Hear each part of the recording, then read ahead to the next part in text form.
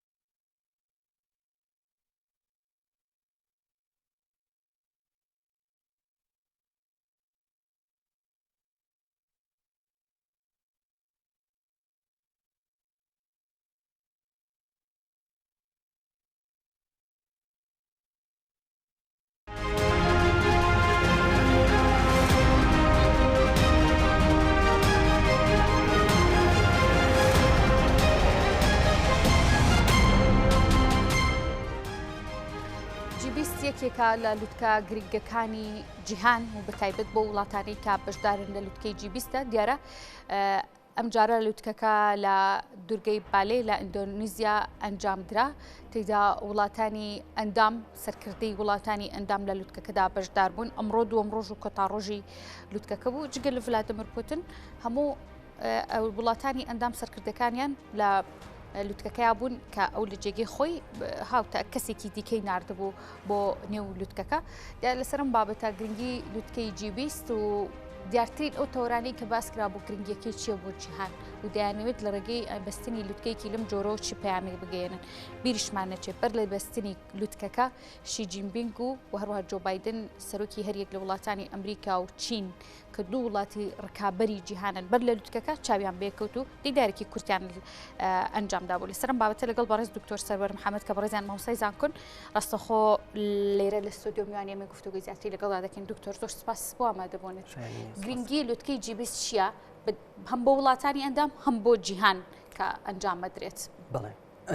خۆی ئەمە ساڵانە بووە بە نەریتێک وەکو ئیتیفاقێکە باسی کردو هەموو ساڵێک کۆبنەوە لەسەر کۆمەڵی مۆزوع و سیم و فکرەی سەرەکی ئیشەکەن ئەم ساڵ گرنگیەکەی چییە؟ گرنگی ئەم ساڵ ئەوەیە کە لەسەر سێ سیمی سەرەکی ئیشەکەن پلاس سیمێکی کە ئەویش جەنگی رووسیا و ئۆکراینە سیاسی مەسەرێکەکە کە ئیشی لەسەکەم فکرە ئەساسیەکان ئەوەیە یەکیان پێڵەن گلۆبال هێڵث ئارکیتێکچر ینی پەیکەری سەحی وڵاتان پێویستی پەیکەری سەحی خۆیان جیهان پێویستی بە پێداچوونەوەیەکی سەریع هەیە و خاڵێکی کە دیجیتالایزیشن ترانسفۆرمیشن یاخود دیجیتال ترانسفۆرمیشن ئەوەیە کە لە کاتی کۆڤیدا سیروا کرد زۆربەی معاملاتەکان بە ئۆنلاین ئەکرێت بەڵام ئەم ئۆنلاینە لەلایەن تەنها سێ کۆمپانیاوە داگیر کراوە ئەوەش پێویستی بە ڕیڤی و بە مراجعی سەرەکیە خاڵێکی کە ئینەرژی ترانزیشن کە ئەمەش بۆ بە بڵێ وزە یەکێکە لەو شتانەی کە بۆ بە ئەجێندای سەرەکی و فکری ئەساسی خۆیان جا هەرێکێک گرنگی ئەمە لەمانە هەرێکە گرنگی تایبەتی خۆی هەرێکێک لەم سیمانە و بۆ خۆشیان بۆ وڵاتەکان ئەوەی 20 وڵاتەکە زائیدەن یەکێتی ئەوروپا بڵێم 19 وڵات لەگەڵ یەکێتی ئەوروپا و بۆ جیهانیش بۆ نمونە هەر لە بواری سەحا سیرکەین یعنی 6 ملیۆن و پۆینت 5 خەڵک مردووە بەهۆی کۆڤیدەوە یعنی یەکێک لەو مشکلانەی هەیەە ئێڵەن ئێمە بۆچی تەوەقوعی ئەومان نەکرد کە شتێکی وا بەڕێوەیە کێشەیەکی وا لە کاتێکە ئێمە بەحساب وڵاتێکی عملاقین لە ڕووی اقتصادی و یعنی لە ڕووی ینی هینیشەوە لە ڕووی سەحیشەوە زۆر پێشکەوتین بە حسابی خۆمان بەس نەمانتوانی تەوەقوعیەوە بکەین کەواتە سیستەمی سەحی ئەمە پێویستی بە پێداچوونەوەیەکی سەرەکی هەیە مەسەلەی ڤاکسینیش ئەڵێن ئەو ڤاکسینی کە پرۆدیوس کراوە بەرهەم هێنراوە تەنها لە 90 خەڵک لە وڵاتە فەقیرەکان ئەکسسیان بۆی هەبوو وەریان گرتووە بەڵکو لە 79 خەڵکی وڵاتانی دەوڵەمەند بۆیان هەبوو وەریان گرتووە مەگەر یەکێ بە ئارەزی خۆی نەبوو بێت یعنی ئەمە یەکێکە لەوانە بەس لە پەیکەری سەحی اینجا مشکلێکی کەیان هەیە WHO یعنی پەیکەری WHO پێویستی بە گۆڕانکاری هەیە و پێویستی بە ئەکاونتەبڵەتی هەیە ئەکاونتەبڵەتی ینی مساءلە یعنی لێپرسینەوە هەیە بۆچی تەوەقوع بەم کێشە نەکرد ئەی باشە ئەم کێشە لە کێ ڕوویاوە مرۆڤ دەستکردی مرۆڤە یاخود هەر لە خۆی دروست بوو ئەم ڤایرۆسە تا ئێستا ڕاپۆرتێکی دقیق نییە تا ئێستا ڕاپۆرت یعنی ئەمە خاڵێکی پێڵەن خاڵێکی زەعیفی خۆیانە پێویستە ئەدرێسیکەن لەوێ پێویستە کێشەکە چارەسەرکە ئەمە یەکێکە لەو سیمانی کە لەسەر کۆڤید-19 یعنی پەیکەری سەحی خۆیان چی لێ بکەن و بە چی شێوەیەک کە نەچوونەتە بواری تا ئێستا نەچوونەتە بواری ئەوەی کە بەڵام یەکێک لەو شتانی کە هین بوو یەکێکە لەو شتانە ئەفم کە ئەگەر تەوێ پرسیارێ بکەی دکتۆر دیارە دواتر دێمە سەر باسکردنی جەنگی رووسیا ئۆکراین کە یەکێک بوو لە تەوری کۆبوونەوەکانیان و هەروەها پرسی کەشوهەواش کە ئێستا زیان گۆڕانکاریەکانی کەشوها کاریگەری لەسەر تاوی جیهان هەبوو کاریگەریشی لەسەر پرسی دانەوێڵە و پیشە سازی و جۆرە جیاوازەکانی دەبێت دواتر دێمە سەر و بابەتە بەڵام دەستنیشانکردنی ئەو شوێنی کە وڵاتانی جی20 ئەو وڵاتانی جی20 تێدا کۆ دەبنەوە چ مەرجێکەیە بۆ کۆبوونەوە بێ ڕوونتر بیڵم ئەمساڵ بۆچی ئیندۆنیزیان هەڵبژارد هەرچەنە وڵاتێکی ئەندامە لە جی20 ئەی خۆی ئەندامە لە وڵاتی جی20 هەر جارێک هەر ساڵێک لە وڵاتێک ئەیکەن ینی هەر ئەوە پەیوەندی بە وڵاتەکەەوە هەیە پەیوەندی بە ئەگریمنت و ئیتفاقێکی خۆیانەوە هەر ساڵی وڵاتی هەڵبژێرن بەڵام ئەو مۆزوعانی کە لەسەری قسەکەن ئەوە گرنگترە باشە لەسەر پرسی شەڕی نێوان رووسیا و ئۆکراین یەکێک بوو لە تەوەرە سەرەکیەکانی کۆبوونەوە گفتوگۆکانیان جەنگی نێوان رووسیا ئۆکراین چ کاریگەریەکی هەم لەسەر وڵاتانی ئەندامە بێت هەم لەسەر جیهان و ڕۆژەڵاتی ناوەڕاستیش هەم لەسەر پرسی وزە و هەروە دانیوێڵش کە دوو وڵاتن هەردووکیان لەم دوو سەرچاوەیە وڵاتی سەرەکین یعنی لە جیبیستە چۆن باسی ئەم مۆزوع کراوە زۆر گرنگ بوو بەلایەنەوە یەکێک لە ئیشەکانیان ئەوە بوو پێڵەن ئینەرجی ترانزیشن یعنی مشکلەی کاتی خۆی کە لە پێشووترا باسییان کردوتیان ئێمە احتیمالە بگەینە ئەوەی کە ئێمە بتوانین لە چەند ساڵێکی کار ڕینیوەبڵ ئەنرژی بەدەست بێنین ینی وزەی خۆر و ئەو شتانە بەرهەم ئیشی لەسەر بکەن بۆ بەرهەمهێنانی کارەبا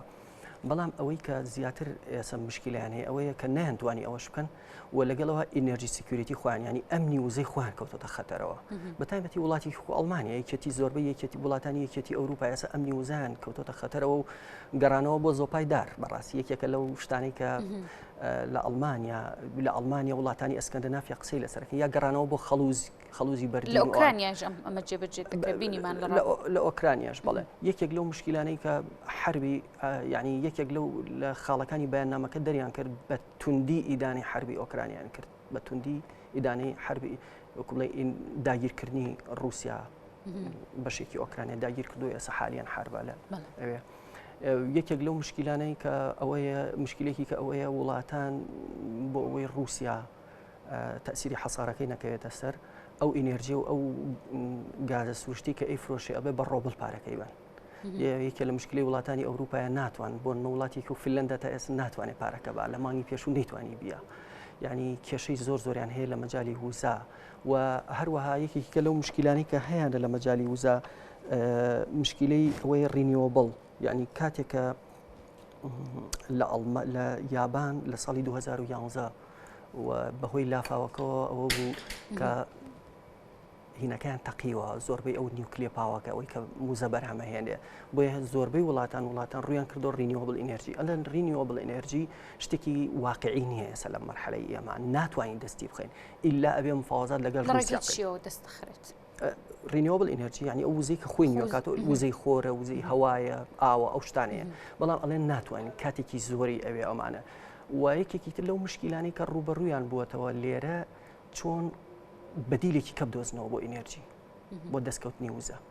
بەدیلەکەی کە احتیمالە ئێران بێت احتیمالە عێراق بێت احتیمال ینی هیچ وڵاتێک نییە تا ئێستا بتوانن وەکو بەدیلی بیسەیری بکەن باشە کاتە ئەکرێت لە بەرامبەر ئەو وزە لە دەستچۆ یاخود ئەو وزەی کێسا جۆرێک لە قەیرانی دروست کردووە لە بەرامبەر ئەو وزەی کە رووسیا بێکێک لە وڵاتانی هەناردەکاری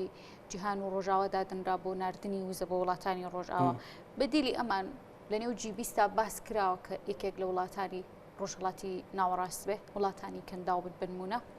وڵا احتیمالە وڵاتانی کەندا و بۆ نمونە قەتەر وڵاتێکی بەرهەمێنانی گازە و ئیشیان لەسەر کردووە کە قەتەر بێت بە وڵات پلانی بیان و ئەوان زیاتر یەکێتی ئەوروپا مەیلیان بەلای ئێرانی شایە کە ئێران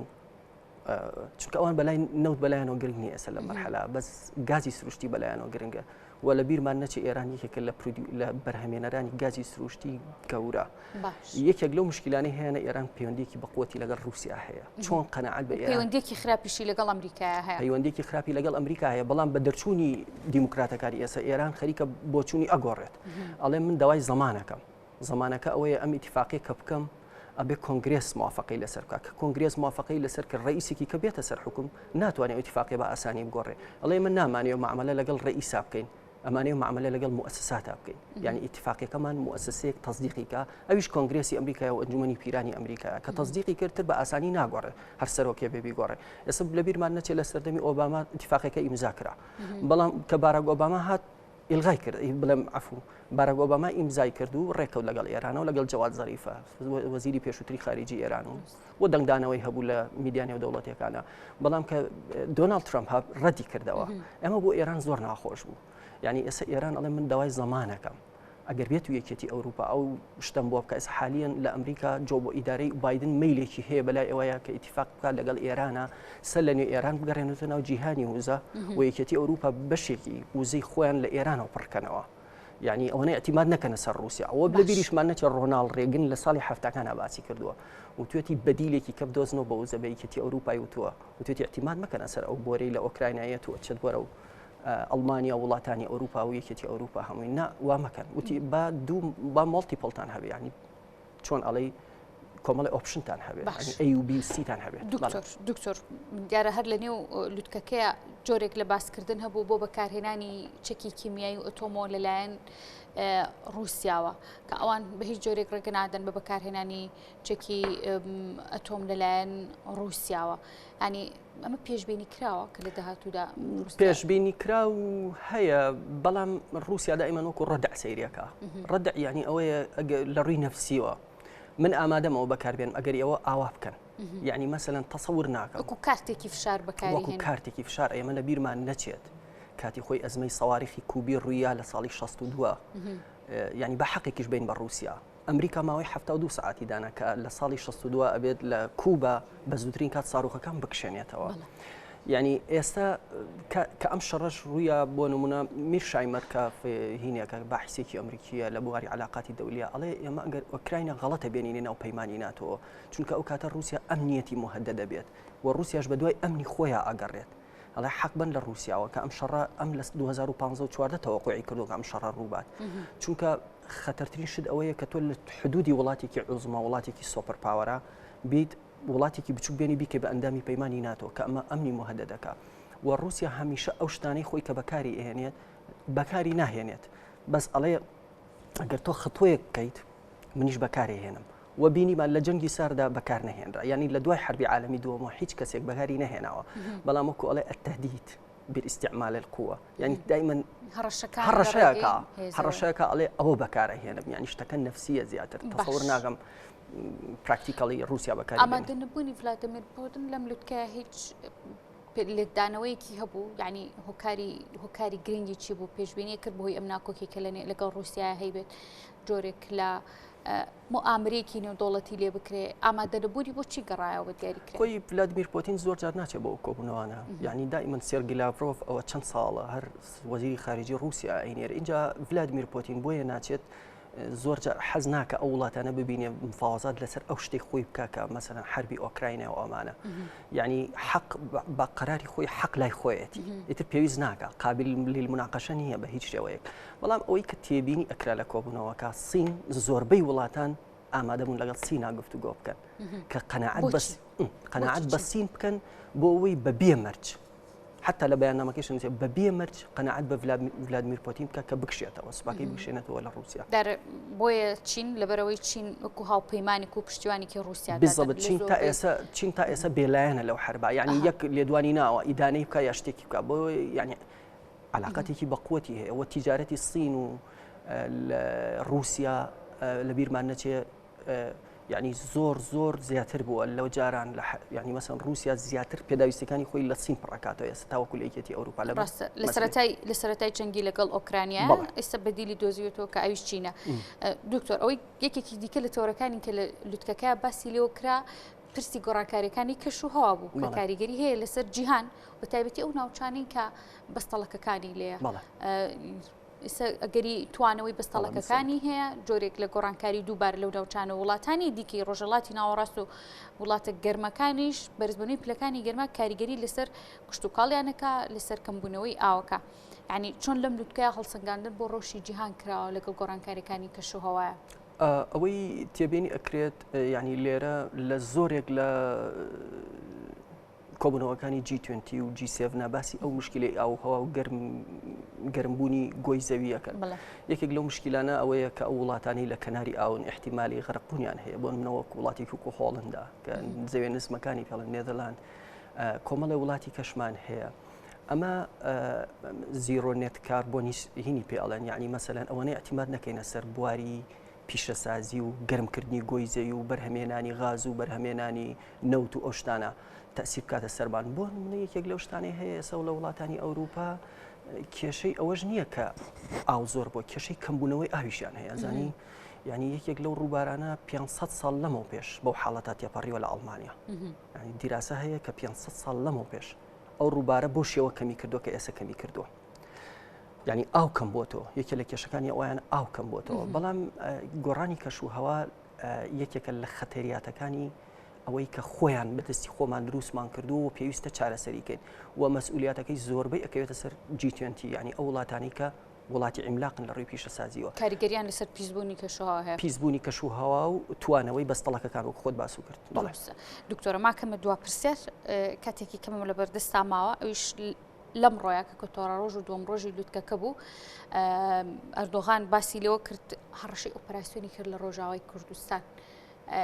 کە بەردەوامی پێدەدات ینی ئەمە چ کاریگەریەکێ بێت پێتان وایە لە ڕێگەم بتکەوە جۆرێک ویستی بێتی هەماهەنگی بکە یاخود پامێکی دابێ بە وڵاتانەی کە وڵاتی کاریگەری جیهانیشن بۆ پێدانی گڵۆپی سەوس بۆ ئۆپەراسیۆنە خۆی ئەوان مشکلەی ئێستا حربیان هەیە مشکلی حربی ئۆکرانیان هەیە چۆن حربی ئۆکرانیا چارەسەرکەن و بێرە کێشەیەکی کەیان وەرە ئۆردوغان کێشەیەکی کەیان بۆ دروستکە لە منتیقەی سووریا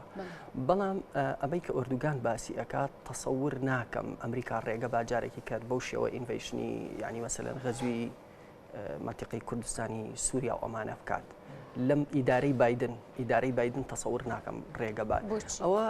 وەڵاهی ئیدارەی بایدن تۆزێک ئەوەیە ینی لە میدڵ ئیست کە لە بیرمان نەچێت لە سەردەمی دۆناڵد ترامپە لە سەردەمی ئەوە بوو کە باسی لەوە کرد کشانەوەی ئەمریکا لە میدڵ ئیست ینی بە یەکجاری مەسلحەتەکانی ئەمریکا کەم بوونەتەوە ینی مەسلحەتەکانی ئەمریکا کەم بوونەتەوە کێشەکان بە ئەمریکا زۆر چارەسەر ناکرێت ینی ئەمە نامانێت ئینڤۆڵ بچینە ناو هەموو کێشەکانەوە ئەو کێشانە چاسکرد بەڵام ئیدارەی بایدن بەعکسەوە ئەڵێ نەخێر مانەوەی ئێمە لە میدڵ ئیست گرنگە لە ڕۆژهەڵاتی ناوەڕاست و یعنی بە وردی چاودێری ڕۆژهەڵاتی ناوەڕاست دەکەین تەسەور ناکەم ڕێگە بن بۆ ئەوەی ینی لەگەڵ مەسلحەتی ئەمریکا یەک ناگرێتەوە لەسەر پرسی مانەوەی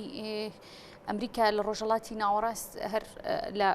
نوێترین دیداردا کە لە هەرێمی کوردستانە ئەنجامدرا نێردەی تایبەتی نەتەوەی یەکگرتوەکان باسی لەوەش کرد کە ئەوان بۆ ئەوان ڕۆژهەڵاتی ناوەڕاست و کوردستان گرنگە کە دەستبەرداری نابن و لە یەکشێنەوە دکتۆر زۆر سپاس دەکەم کە لێرە ئامادە بووی ماندوو نەبی زۆر سپاس بۆ بەڕێز دکتۆر سەروەر محەممەد کە بە ڕێزیان مامۆستایزان کۆبوون